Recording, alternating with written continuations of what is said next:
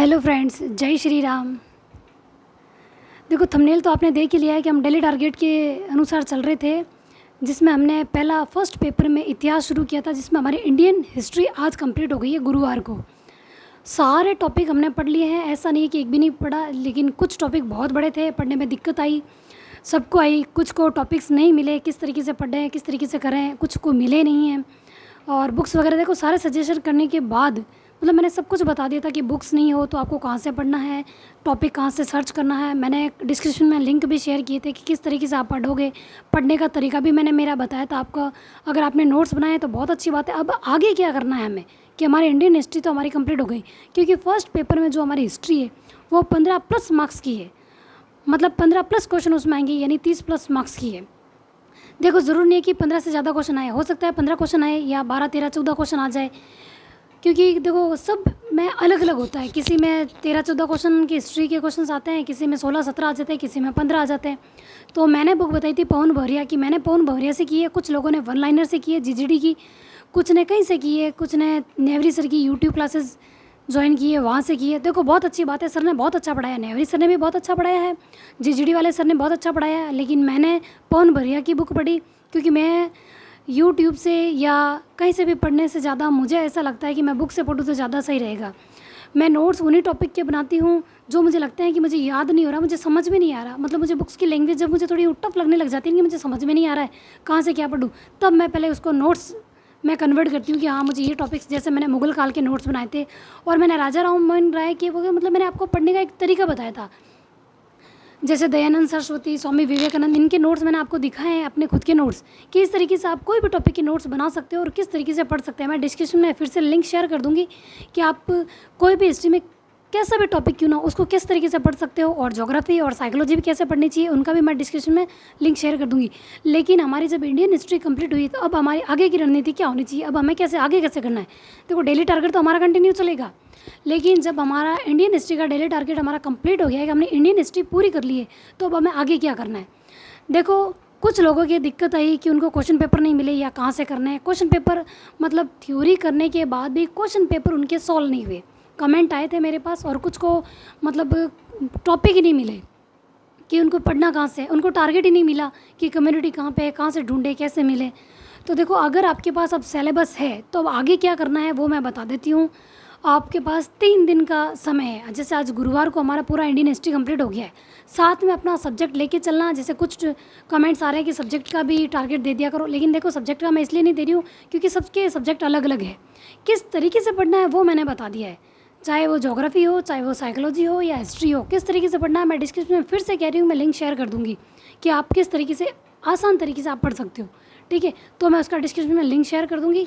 लेकिन देखो, आगे हमें क्या करना है। गुरुवार को हमारा कंप्लीट हुआ है, शुक्रवार, शनिवार और रविवार 3 दिन है। वैसे तो हमारा देखो संडे ऐसे रहेगा कि हम ज़्यादा से ज़्यादा सिर्फ रिवीजन और क्वेश्चन पेपर करेंगे, लेकिन इंडियन हिस्ट्री जहाँ से ज़्यादा क्वेश्चन भी आते हैं, जैसे फिक्स है मुगल काल से क्वेश्चन आना या गुप्त काल से एक क्वेश्चन आना फिक्स है, 1857 की क्रांति से एक क्वेश्चन आना फिक्स है। मतलब कुछ टॉपिक्स ऐसे जहाँ से क्वेश्चन आना फिक्स है, और हमें वो टॉपिक तो कवर करना ही है, क्योंकि अभी हमारे पास समय है कि अभी वैकेंसी आई नहीं है, तब तक हमें इसी तरीके से चलना है। देखो, भले ही हम स्लो चल रहे हैं कि हाँ, रोज़ का एक टारगेट देती हूँ, उसको कंप्लीट करते हैं, फिर नेक्स्ट डे देती हूँ, उनको क्वेश्चन पेपर भी करने के लिए कह रही हूँ, लेकिन ये 3 दिन आपके लिए बहुत इंपॉर्टेंट होंगे। देखो, जो टॉपिक बड़े थे या क्वेश्चन पेपर सॉल्व नहीं कर पाए या आपको याद नहीं हुए, उन्हें किस तरीके से याद करना मैंने बहुत बार बता दिया है। विजुलाइज करके पढ़ो, लिख लिख के याद करो, ज़ोर ज़ोर से बोल बोल के पढ़ो। तो देखो, 3 दिन तक आपको जितना भी इंडियन हिस्ट्री में आपने मैटर पढ़ाना है, जिस तरीके से मैंने टॉपिक दिए आपको वेरिएशन रखते हुए, तो आपको वो सारे टॉपिक एक बार 3 दिन के अंदर ढंग से कंप्लीट कर लेना है, क्योंकि अभी हमारे पास वक्त है। तो हम इंडियन हिस्ट्री को देखो, मतलब यूँ नहीं छोड़ सकते कि इंडियन हिस्ट्री हो गई अब आगे चलो, नहीं यार हमारा तो हो गया, टॉपिक देना है तो आगे का दो। देखो, जो आगे जाना चाहता है वो आगे जा सकते हैं, लेकिन मैं भी आगे नहीं जाऊंगी। अगर आप जाना चाहते हैं तो आप आगे जा सकते हैं। मैं अब टारगेट मंडे से दूंगी, 3 दिन नहीं दूंगी। ऐसा नहीं कि मेरी पढ़ाई मुझे कोई काम है या पढ़ना नहीं है। देखो, मेरी भी इंडियन हिस्ट्री थोड़ी टफ रही, मेरे को भी जैसे मुगल काल मेरा पढ़ने में मेरे थोड़ी दिक्कत आई, राष्ट्रीय आंदोलन पढ़ने और कुछ मतलब दिक्कत आती है ना, गांधी जी का मतलब बहुत बड़ा टॉपिक है, जैसे 2 क्वेश्चन तो उसमें से भी आएंगे, लेकिन बहुत बड़ा है उसमें, और सीक्वेंस भी पूछ लेते हैं कि पहले कौन सा हुआ था, घटनाओं का क्रम पूछ लेते हैं। ठीक है। तो और किसी की बुक, समाचार पत्र, पत्रिकाएँ इस तरीके से पूछ लेते हैं, तो उन्हें हमें एक बार ढंग से पढ़ लेना है। तो 3 दिन में ये इंडियन हिस्ट्री का मैटर जो भी हमने कर लिया है, अच्छे से हो गया है, तो बहुत अच्छी बात है कि ज़्यादा से ज़्यादा क्वेश्चन पेपर निकाला। और क्वेश्चन पेपर कहाँ से निकालोगे वो भी मैं अभी बता दूँगी आपको, लेकिन उनका ही रिवीजन करना है बार-बार। जिनके नोट्स बन गए उनको बार-बार देख लेना।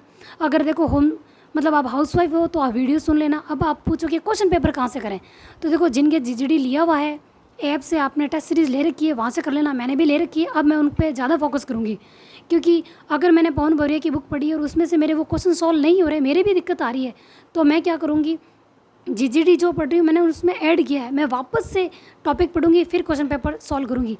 मैं चाहती हूँ कि मेरे पूरे में से पूरे मार्क्स आए, टेस्ट में मेरे एक भी क्वेश्चन गलत नहीं हो। तो अब ये 3 दिन हमें क्या करना है, इंडियन हिस्ट्री में एक भी क्वेश्चन गलत नहीं करना है। 3 दिन हमको अच्छे तरीके से रिवाइज करना है, चाहे लिख के याद करो, बोल बोल के पढ़ के, किस तरीके से भी करो। क्वेश्चन पेपर ज़्यादा से ज़्यादा सॉल्व करने हैं। क्वेश्चन पेपर कहाँ से करोगे, देखो जैसे कि आप 1857 की क्रांति का कर रहे हो क्वेश्चन, कि ज़्यादा से ज़्यादा क्वेश्चन करने हैं, क्योंकि उनके क्वेश्चन देखोगे तो आपको पता चलेगा कि किस तरीके से घटनाओं का क्वेश्चन वगैरह पूछते हैं। तो आप यूट्यूब पे जैसे बोलने का ऑप्शन आता है ना माइक का, तो वहाँ पे क्लिक करना और बोलना 1857 की क्रांति के ओल्ड क्वेश्चन पेपर, तो बहुत सारे आ जाएंगे। तो आप उसमें से किसी का भी सुन लो। हाउसवाइफ है वो खाना बनाते वक्त सुन सकती है, खाना खाते वक्त सुन सकती है, उस तरीके से उनके क्वेश्चन पेपर सॉल्व हो जाएंगे। और बाद में आप जीजीडी की टेस्ट सीरीज़ भी दे सकते हो। लेकिन ये 3 दिन हमारे लिए बहुत इंपॉर्टेंट है और हमारे पास टाइम है, इसलिए हम इसी तरीके से चलेंगे। वैकेंसी आई भी होती या पास में एग्ज़ाम होते कि 4 महीने बाद है, तो हम ऐसे नहीं चल पाते, हमारी स्पीड हमें बढ़ानी पड़ती। लेकिन अभी टाइम है, तब तक हमें हिस्ट्री को अच्छे से करना है, क्योंकि हमें 15 क्वेश्चंस पूरे के पूरे सही करने की कोशिश करना है। जिसमें से देखो 15 क्वेश्चन करने की कोशिश करेंगे, तब हमारे 12 से 13 क्वेश्चन सॉल्व होंगे और अच्छी तरीके से एकदम राइट होंगे। क्योंकि देखो 40% का क्राइटेरिया, तो हम रिस्क नहीं ले सकते कि हम उसको मतलब हम क्वेश्चन गलत करें, या फिर हमको आते हुए भी कि हमारा थोड़ा सा ढंग से पढ़ लेते।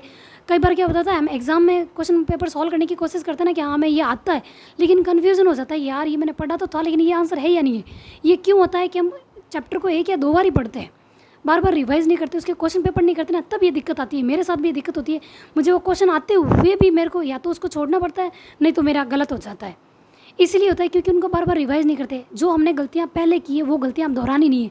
इसलिए 3 दिन हमको इंडियन हिस्ट्री को अच्छे तरीके से रिवाइज कर लेना है, ठीक है। तो देखो आपको अगर ये तरीका सही लग रहा है तो आप इस तरीके से चलें। अगर आपको लग रहा है कि आप अपने तरीके से या डेली टारगेट से सेटिस्फाई है कि हाँ नहीं हमको डेली टारगेट दो, हम उसी तरीके से चलेंगे, तो आप उस तरीके से चल सकते हो।